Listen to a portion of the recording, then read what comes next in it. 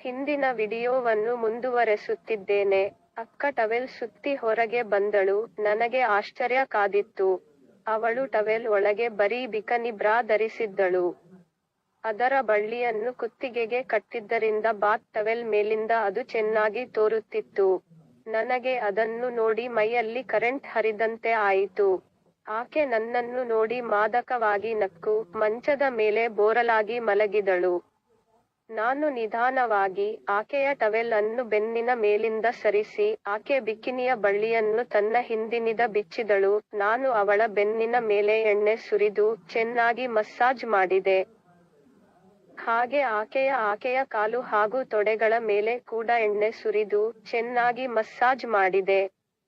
Towel ಆಕೆಯ ಸೊಂಟದ ಮೇಲಿದ್ದರಿಂದ ನಾನು ಆಕೆಯ ತೊಡೆಯನ್ನು ತಿಕ್ಕುವಾಗ ಆಕೆಯ ಪ್ಯಾಂಟಿ ಚೆನ್ನಾಗಿ ಕಾಣುತ್ತಿತ್ತು.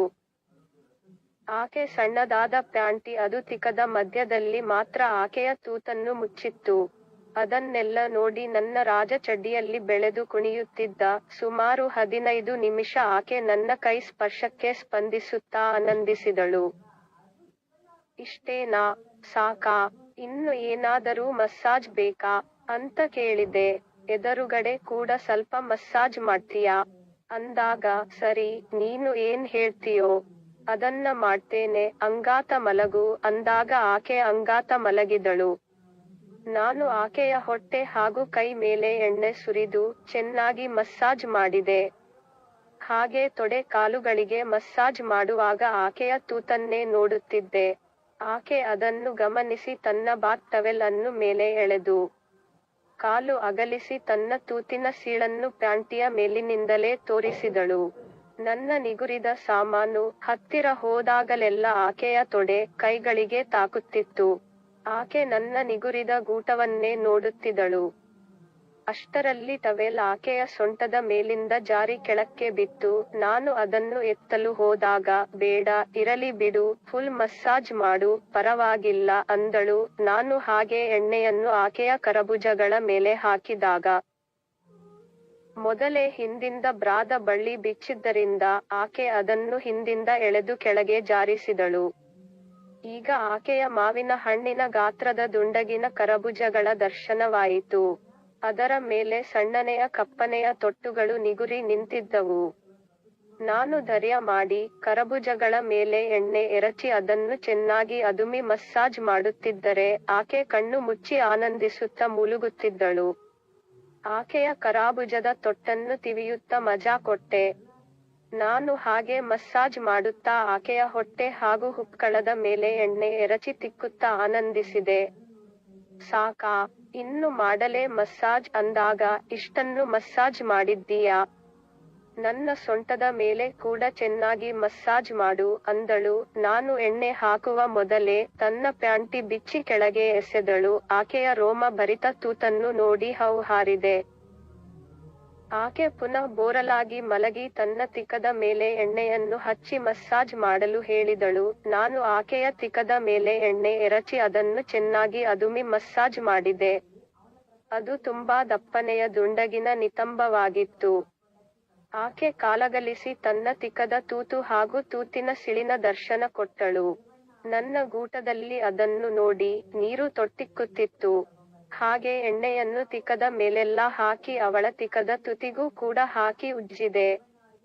ಆಗ, ಸ್ವಲ್ಪ ಬೆರಳನ್ನು ಒಳಗೆ ತೂರಿಸಿ ಮಸಾಜ್ ಮಾಡು, ಅದರಲ್ಲೂ ಕೂಡ ಸ್ವಲ್ಪ ನೋವಿದೆ ಅಂದಾಗ ನಾನು ನನ್ನ ಕೈ ಬೆರಳನ್ನು ತಿಕ್ಕದ ತೂತಿನಲ್ಲಿ ತೂರಿಸಿ ಹಿಂದೆ ಮುಂದೆ ಮಾಡುತ್ತಿದ್ದಂತೆ, ಅಕ್ಕ, ಅಮ್ಮಮ್ಮ, ಹಾಗೆ ತುಂಬಾನೇ ಆರಾಮ್ ಸಿಗ್ತಾ ಇದೆ ಅಮ್ಮ, ಅಹಹ, ಉ ಅಂತ ಮೂಲುಗಲು ಹತ್ತಿದಳು.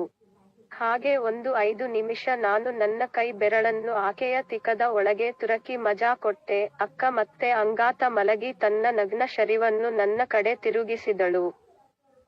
ನನ್ನ ಸೊಂಟದ ಎದುರಿನ ಭಾಗಕ್ಕೆ ಮಸಾಜ್ ಮಾಡೋ ರವಿ ಅಂದಾಗ ನಾನು ಆಕೆಯ ರೋಮ ಭರಿತ ತೂತನ್ನೇ ನೋಡುತ್ತಾ ಅದರ ಮೇಲೆ ಸರಸರನೆ ಎಣ್ಣೆ ಸುರಿದು ಸೊಂಟ ಹಾಗೂ ಶಾಟದ ಮೇಲೆ ಉಜ್ಜಿದೆ. ಹಾಗೆ ಕೈಯನ್ನು ಕೆಳಗೆ ತೆಗೆದುಕೊಂಡು ಹೋಗಿ ಆಕೆಯ ಯೋನಿಯ ತುಟಿಗಳಿಗೆ ಎಣ್ಣೆ ಹಚ್ಚಿ ಕೈ ಬೆರಳಿಂದ ಉಜ್ಜಿದೆ. ಅವಳು, ಅಮ್ಮ, ಔಚ್, ಹಾಗೆ, ಇನ್ನು ಚೆನ್ನಾಗಿ ಮಸಾಜ್ ಮಾಡೋ ರವಿ, ಅಲ್ಲೇ ನೋವು ಜಾಸ್ತಿ ಅಂತ ಹೇಳಿದಳು. ನಾನು ಇನ್ನೂ ಜೋರಾಗಿ ನನ್ನ ಕೈ ಬೆರಳನ್ನು ಆಕೆಯ ಚಂದ್ರನಾಡಿಯ ಮೇಲೆ ತಿಕ್ಕುತ್ತಿದ್ದರೆ, ಆಕೆ ಸುಖದಿಂದ ಆನಂದಿಸುತ್ತಿದ್ದಳು. ಹಾಗೆ 1-3-4 ನಿಮಿಷ ಆಕೆಯ ತೂತನ್ನು ತಿಕ್ಕಿದ ನಂತರ ಅದು ಒದ್ದೆಯಾಗಿ ನನ್ನ ಕೈಗಳು ಸರಾಗವಾಗಿ ಓಡಾಡುತ್ತಿದ್ದವು. ಸಾಕಾ ಅಂತ ಕೇಳಿದೆ. ಇಲ್ಲ ಕಣೋ, ಅದರೊಳಗೆ ಕೂಡ ನೋವಿದೆ. ಸ್ವಲ್ಪ ಕೈ ಬೆರಳಿಂದ ಮಸಾಜ್ ಮಾಡು ಅಂದಾಗ ನಾನು ನನ್ನ ಬೆರಳನ್ನು ತೂರಿ ನಿಧಾನವಾಗಿ ಹಿಂದೆ ಮುಂದೆ ತೂರಿಸಿದೆ. ವಂದನಾ ಸಂತೋಷದಿಂದ ಫಕ್ ಫಕ್ ಹಾಗೆ ಜೋರಾಗಿ ಅಮ್ಮ ಅನ್ನುತ್ತ ನನ್ನ ಚಡ್ಡಿಯ ಮೇಲಿಂದ ನನ್ನ ಸಮಾನನ್ನು ಹಿಡಿದು ಅದುಮಿದಳು. ಆಕೆಯ ಕೈ ಸ್ಪರ್ಶಕ್ಕೆ ನನ್ನ ಗೂಟದ ಇನ್ನು ಕಬ್ಬಿಣದ ಸಲಾಕೆಯಂತೆ ಗಡುಸಾಗಿ ಬೆಳೆಯಿತು. ಹಾಗೆ ನಾನು ನನ್ನ ಕೈ ಬೆರಳನ್ನು ತೂರಿಸುವ ವೇಗ ಹೆಚ್ಚು ಮಾಡಿದಾಗ ಆಕೆ ಜೋರಾಗಿ ಕಿರುಚುತ್ತ ನನ್ನ ಕೈಯಲ್ಲೇ ಸ್ಕಲಿಸಿಕೊಂಡಳು. ನಾನು ನನ್ನ ಕೈ ಬೆರಳನ್ನು ತೂತಿನ ಹೊರ ತೆಗೆದು, ಈಗ ಎಲ್ಲಾ ನೋವು ಸರಿ ಹೋಯಿತೆ ಅಂತ ಕೇಳಿದಾಗ, ಇಲ್ಲ ಕಣೋ, ಅದಕ್ಕೆ ನಿನ್ನ ಗೂಟದಿಂದ ಮಸಾಜ್ ಮಾಡು ಎಂದು ನನ್ನ ಚಡ್ಡಿಯನ್ನು ಕೆಳಗೆ ಜಾರಿಸಿ, ನನ್ನ ನಿಗುರಿದ ಸಾಮಾನನ್ನು ಕೈಯಲ್ಲಿ ಹಿಡಿದು ಅಲ್ಲಾಡಿಸಿದಳು. ಸರಿ, ಅದನ್ನು ಚೆನ್ನಾಗಿ ಚೀಪಿ ರೆಡಿ ಮಾಡು, ನಾನು ನಿನ್ನದನ್ನು ನೆಕ್ಕಿ ರೆಡಿ ಮಾಡುತ್ತೇನೆ ಮಸ್ಸಾಜಿಗೆ ಅಂದಾಗ, ಸರಿ ಬಾ, ಬೇಗನೆ ಅದನ್ನು ಬಾಯಿಯಲ್ಲಿ ಕೊಡು ಅಂದಳು. ನಾನು ಅವಳ ಮೇಲೆ ಬೋರಲಾಗಿ ಮಲಗಿ ನನ್ನ ಸಮಾನನ್ನು ಆಕೆಯ ಬಾಯಿ ಕಡೆಗೆ ಮಾಡಿದೆ, ಹಾಗೂ ನನ್ನ ಮುಖವನ್ನು ಆಕೆಯ ತೂತಿನ ಕಡೆಗೆ ಮಾಡಿದೆ.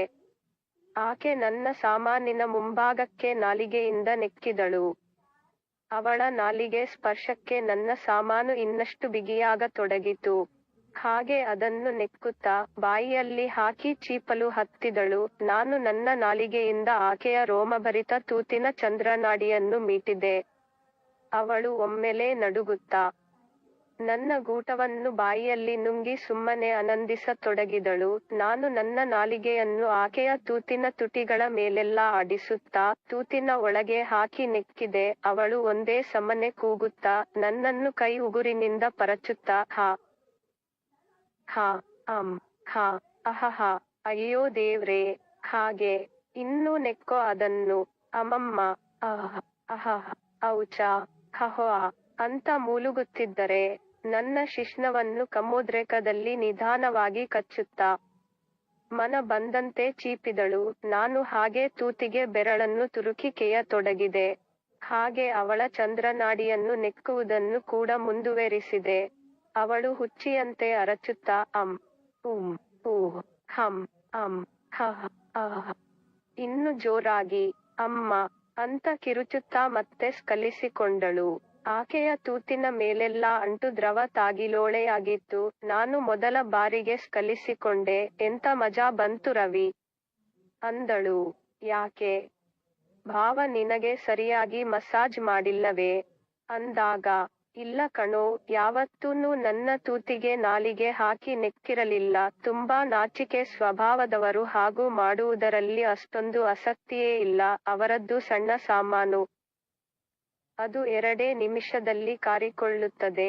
ನಾನು ನಿನ್ನ ಗೂಟ ನೋಡಿದ್ದಲಿಂದ ಅದರಿಂದ ಕುಟ್ಟಿಸಿಕೊಂಡು ನನ್ನ ತೂತಿಗೆ ಮಸಾಜ್ ಮಾಡಿಸಿಕೊಳ್ಳಲು ನಿರ್ಧಾರ ಮಾಡಿದ್ದೆ ಅಂದಾಗ, ಸರಿ, ಮತ್ತೆ ತಡ ಯಾಕೆ? ನನ್ನ ಸಾಮಾನು ಆಗಲೇ ನಿಗುರಿ ನಿನ್ನ ತೂತಿನ ಮಸಾಜಿಗೆ ರೆಡಿ ಆಗಿದೆ ಅಂತ ನಾನು ತಿರುಗಿ ಆಕೆಯ ಕಡೆ ಮುಖ ಮಾಡಿದೆ. ಅವಳು ನನ್ನ ಸಾಮಾನನ್ನು ಹಿಗ್ಗಾಮುಗ್ಗಿ ಚಿಪ್ಪಿದ್ದರಿಂದ ಅವಳ ಬಾಯಿಯೆಲ್ಲ ಎಂಜಲಾಗಿತ್ತು. ನಾನು ಅವಳ ಮೇಲೆ ಮಲಗಿ ಅಲ್ಲಿ ಕೆಳಗೆ ಬಿದ್ದಿರುವ ಟವೆಲ್ ನಿಂದ ಬಾಯಿ ಚೆನ್ನಾಗಿ ಒರೆಸಿ ಅಲ್ಲೇ ಕೆಳಗೆ ಎಸೆದೆ. ನನ್ನ ಮೈಗೆಲ್ಲ ಎಣ್ಣೆ ತಾಕಿ ಅದು ಅವಳ ಮೈ ಮೇಲೆ ಜಾರುತ್ತಿತ್ತು. ಆಕೆ ನನ್ನ ತಲೆ ಹಿಡಿದು ನನ್ನನ್ನು ಚುಂಬಿಸಿ ನಾಲಿಗೆ ಹಾಕಿ ರಸ ಹೀರಿದಳು. ನಾನು ಅವಳ ತುಟಿಗಳನ್ನು ಕಚ್ಚುತ್ತಾ ರಸ ಹೀರಿದೆ. ಹಾಗೆ ಅವಳ ಮುಖ ಕುತ್ತಿಗೆಯನ್ನು ಚುಂಬಿಸುತ್ತಾ ಅವಳ ಕರಭುಜವನ್ನು ಹಿಸುಕಿದೆ. ಅದನ್ನು ಬಾಯಿಯಲ್ಲಿ ಹಾಕಿ ಹಾಲು ಕುಡಿದೆ. ಈಗ ಅವಳ ಕರಭುಜದ ತೊಟ್ಟುಗಳು ಇನ್ನಷ್ಟು ನಿಗುರಿಕೊಂಡಿತು. ರವಿ, ನನಗೆ ತಡೆದುಕೊಳ್ಳಲಾಗ್ತಾ ಇಲ್ಲ, ಬೇಗ ನಿನ್ನ ಗೂಟದಿಂದ ನನ್ನ ತೂತಿಗೆ ಮಸಾಜ್ ಮಾಡೋ ಅಂದಾಗ ನಾನು ನನ್ನ ಸಮಾನನ್ನು ಆಕೆಯ ತೂತಿನಲ್ಲಿ ಇಟ್ಟು ನುಕ್ಕಿದೆ. ಅದು ಆಗಲೇ ಎಣ್ಣೆ ಹಾಗೂ ಎಂಜಲು ತಾಗಿ ಒದ್ದೆ ಇದ್ದಿದ್ದರಿಂದ ಸರಾಗವಾಗಿ ಒಳಗೆ ಹೋಯ್ತು. ಒಮ್ಮೆಲೇ ಅದನ್ನು ಹಿಂದೆ ತೆಗೆದು ಮತ್ತೆ ಜೋರಾಗಿ ಒಳಗೆ ನೂಕಿದೆ. ಅದು ಅವಳ ತೂತಿನ ಆಳ ಸೇರಿ ನನ್ನ ಸಾಮಾನು ಆಕೆಯ ತೂತಿನಲ್ಲಿ ಅದೃಶ್ಯವಾಯಿತು. ನನ್ನ ಗೂಟ ಆಕೆಯ ತೂತಿನಾಳ ಸೇರುತ್ತಿದ್ದಂತೆ ಒಮ್ಮೆಲೆ ಔಚ್! ಹಹಹ! ಅಮ್ಮ! ಅಂತ ಚೀರಿದಳು. ನಾನು ಹಾಗೆ ವೇಗವನ್ನು ಹೆಚ್ಚಿಸುತ್ತ ತೊಡಗಿದೆ. ವಂದನಾ ನನ್ನನ್ನು ಬಳಸಿ ಅಪ್ಪಿ ಆನಂದಿಸುತ್ತ ಸುಖ ಪಡುತ್ತಿದ್ದಳು. ಹಾಗೂ ಬಾಯಿಯಿಂದ ಬೇರೆ ಬೇರೆ ರೀತಿಯ ಶಬ್ದ ಮಾಡುತ್ತಾ ನನ್ನನ್ನು ಹುರಿದುಂಬಿಸುತ್ತಿದ್ದಳು. ಅಮ್ಮಮ್ಮ! ಹಹಹ! ಔಚ್! ಯು! ಉಮ್ಮುಮುಫ್! ಆ ಔಚ್! ಶಾ! ಶಃ! ಚೆನ್ನಾಗಿದೆ ಕಣೋ! ಹಾಗೆ! ಉಫ್! ಫಕ್! ಫಕ್! ಹಾ ಎಷ್ಟೊಂದು ದೊಡ್ಡ ಸಾಮಾನು ನಿನ್ನದು ರವಿ! ಕಮಾನ್! ಶಾ! ಹಾ! ಹಾಗೆ ಹಾಗೆ! ಅಲ್ಲೇ ಅಲ್ಲೇ! ಜೋರಾಗಿ ಕೇಯಿ! ಹಾಗೆ ಹೊಡಿ! ನಿನ್ನ ಅಕ್ಕನ ತೂತಿನಲ್ಲಿ ಮಜಾ ಬರ್ತಾ ಇದೆಯಾ? ಅಂದಾಗ, ಹೌದು ಕಣೆ! ಎಂತ ಮಜಾ ಬರ್ತಾ ಇದೆ! ಸ್ವರ್ಗ ಸುಖ ಸಿಗ್ತಾ ಇದೆ ನಿನ್ನ ತೂತಲ್ಲಿ ಅಂತ ಜೋರಾಗಿ ಕುಟ್ಟತೊಡಗಿದೆ. ಇಬ್ಬರು ಎಣ್ಣೆಯಲ್ಲಿ ಒದ್ದೆಯಾದ್ದರಿಂದ ಪಚಕ್ ಪಚಕ್ ಪಚಕ್ ಅಂತ ಶಬ್ದ ಬರುತ್ತಿತ್ತು. ಹಾಗೆ ಒಂದು 10 ನಿಮಿಷ ದೆಂಗಿದ ನಂತರ ವಂದನಾ ಹೇಳಿದಳು, ನಾನು ಮೇಲೆ ಬಂದು ಕುಟ್ಟಿಕೊಳ್ತೇನೆ ಅಂದಳು. ನಾನು ಆಕೆಯನ್ನು ಮೇಲೆ ಎತ್ತಿ ಮಂಚದ ಮೇಲೆ ಅಂಗಾತ ಮಲಗಿದೆ. ಹಾಗೆ ಅವಳು ನನ್ನ ಮೇಲೆ ಬಂದು ಕುಳಿತುಕೊಂಡು ತಾನೇ ತೂತಿನೊಳಗೆ ನನ್ನ ಗೂಟ ತೂರಿಸಿಕೊಂಡು ದೆಂಗಿಕೊಂಡಳು. ಆಕೆಯ ಮಾವಿನಕಾಯಿಗಳು ಮೇಲೆ ಕೆಳಗೆ ನರ್ತಿಸುತ್ತಿದ್ದರೆ, ನಾನು ಅದನ್ನು ಹಿಡಿದು ಅದುಮುತ್ತಿದ್ದೆ.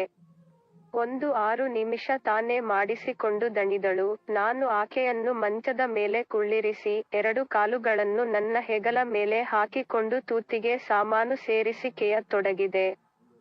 ಈಗ ಅವಳು ಸುಖದ ಉತ್ತುಂಗಕ್ಕೆ ತಲುಪಿದ್ದಳು. ಜೋರಾಗಿ ಹೊಡಿ ರವಿ, ನಿನ್ನ ಅಕ್ಕನ ತೂತನ್ನು ಹರಿದು ಹಾಕು. ಹಹ್! ಕಮಾನ್! ಹ ಅಂತ ಮೂಲುಗುತ್ತಿದ್ದಳು. ನನಗೆ ಬರ್ತಾ ಇದೆ ಅಕ್ಕ ಅಂದಾಗ, ಅದನ್ನು ನನ್ನ ತೂತಿನ ಒಳಗೆ ಸುರಿ ಅಂದಳು. ನಾನು ನನ್ನ ಶಕ್ತಿಯನ್ನು ಉಪಯೋಗಿಸಿ ಕೇಯುತ್ತಾ ಅವಳ ತೂತಿನಲ್ಲಿ ನನ್ನ ರಸ ಚೆಲ್ಲಿದೆ. ಅದೇ ಸಮಯಕ್ಕೆ ಅವಳು ಕೂಡ ಸ್ಖಲಿಸಿಕೊಂಡಳು.